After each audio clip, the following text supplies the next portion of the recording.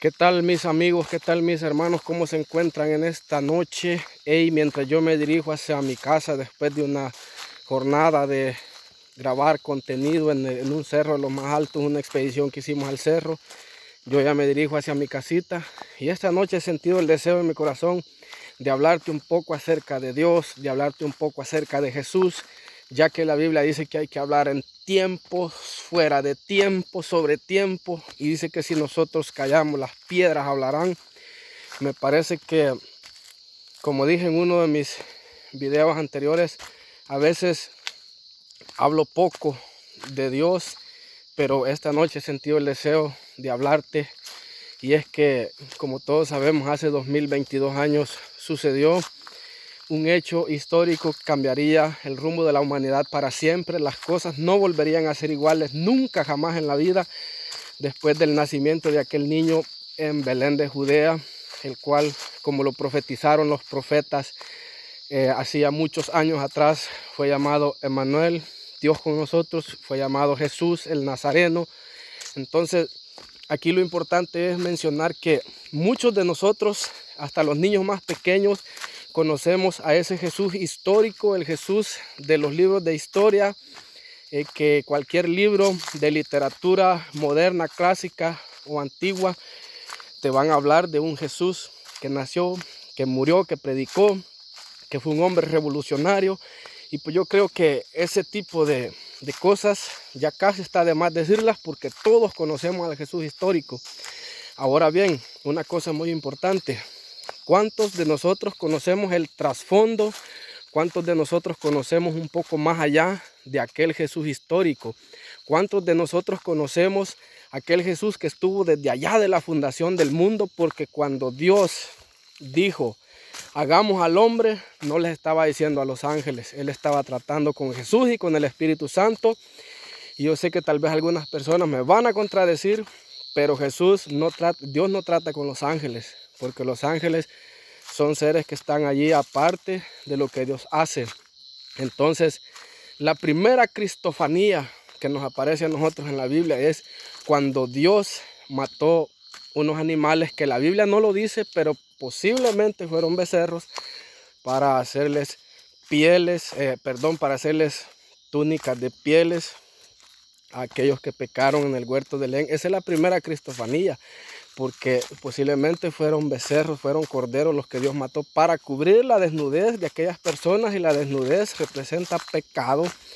Entonces, la muerte de aquellos animalitos, la muerte de aquel cordero, tapó el pecado, tapó la desnudez de Adán y Eva, la cual habían obtenido cuando sus ojos fueron abiertos por la desobediencia a nuestro Dios. Pero bueno, mi intención no es entrar en contienda con nadie, no es entrar en problemas con nadie, simplemente vamos hablando cosas bíblicas. Cuando Dios dijo hagamos al hombre, lo dijo en plural, no lo dijo en singular, y los ángeles no pueden participar en la creación de Dios. Al igual que allá cuando dijo Dios, descendamos y confundamos las lenguas, tampoco le dijo a los ángeles, porque los ángeles no pueden interferir en las cosas que Dios hace. Pero bien, aparte de eso, pues venimos encontrando diferentes cristofanías a través de la Biblia. El Mesías prometido se venía manifestando en cada cosa. El becerro que fue matado en vez de Isaac, allá cuando Abraham le iba a cortar el cuello a su hijo, y vio que trabado en la zarza o en algún arbusto estaba un cordero, pues ese también era Jesús, que moría en vez de Isaac.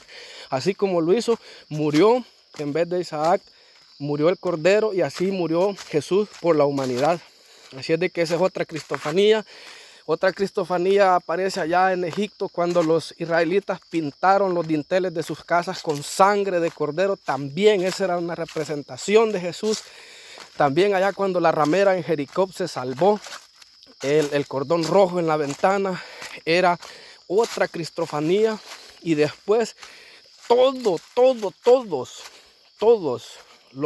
las cosas que se hacían en el tabernáculo de Dios, todo era una representación viva de la muerte de cruz de Jesús en el Calvario, en la cruz. Ya me trabé la lengua, pero es que me emociona hablar de estas cosas. Entonces, es increíble cómo la Biblia en el Antiguo Testamento habla tanto de Cristo, hasta que de repente se magnificó, se consumó el hecho de que Jesús nació, fue llevado a la cruz, y entonces aquí en la cruz podemos contemplar uno de los hechos más importantes de la historia de la humanidad. Y este hecho es aquel de que cuando Jesús expiró, dice la Biblia que el velo del templo se rajó en dos. Recuerde, amigo, que cuando el tabernáculo estaba en vigencia, estaba separado por diferentes etapas: lugar santísimo, lugar santo, atrio, y más afuera otra división donde estaban supuestamente los gentiles.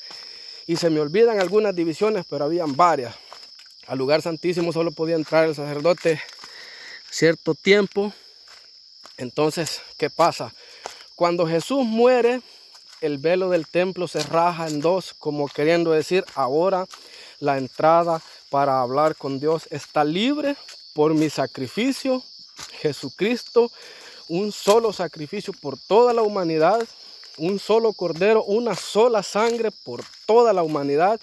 Y ya no había más velo, ya no hay más velo. Ahora usted ya no tiene que llevar 2 palominos, ya no tiene que llevar un cordero, ya no tiene que llevar espigas tostadas, ya no tiene que llevar flor de harina, ya no tiene que llevar nada. Porque Jesús con su muerte, alabado sea su nombre, venció, quitó los sacrificios, y por eso el velo del templo se rajó en dos. Y Jesús abrió de nuevo el camino que Adán había cerrado con su pecado. Entonces, qué importante es conocer, aparte del Jesús histórico, conocer un poco más allá de lo que se trata la muerte de Jesús. Qué maravilloso pensar que un solo sacrificio fue suficiente para restaurar la puerta, abrir de nuevo la puerta que Adán había cerrado con el pecado. Mas ahora hay una cosa bien importante. He aquí yo estoy a la puerta y llamo, dice el Señor. Si alguno oyere mi voz, yo entraré y cenaré con él y él conmigo. ¿Qué nos quiere decir esto? Que ahora ya no es cosa de Jesús. Jesús ya hizo todo cuando murió en la cruz, cuando derramó su sangre y nos redimió. Redentor de nuestras vidas. Ahí Él hizo todo. Ahora todo depende de usted. Si usted quiere abrirle la puerta a Jesús, lo puede hacer solamente usted de adentro, porque Dios hace todo por amor.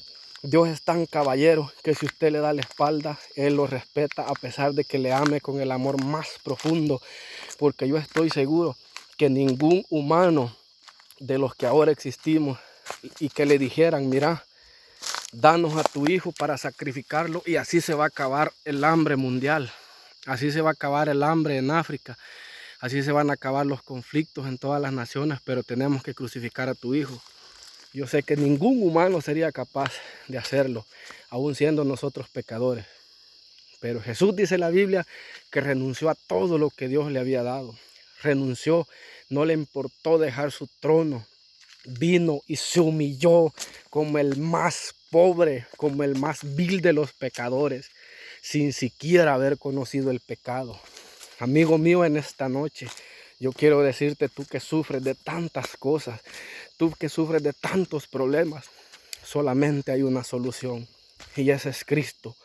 Porque dice la Biblia que toda obra de Satanás, toda obra de los demonios, solamente puede ser destruida por la sangre de Cristo.